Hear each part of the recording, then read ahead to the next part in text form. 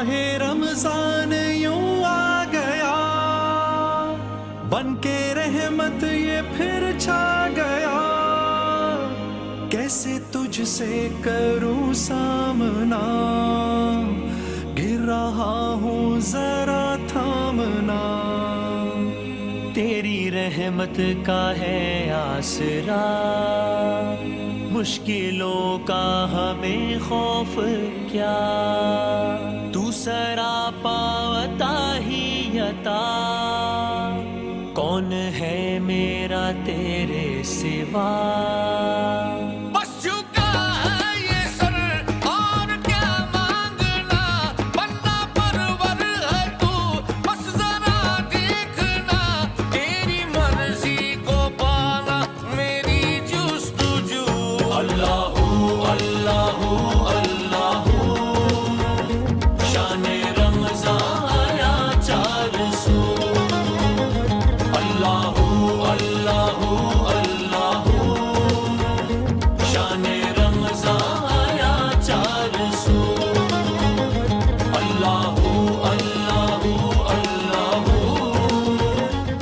सारी ज़ुबानें बोलने वाले आज यहाँ पर इस पंडाल में यहाँ मौजूद हैं, इस हॉल में मौजूद हैं।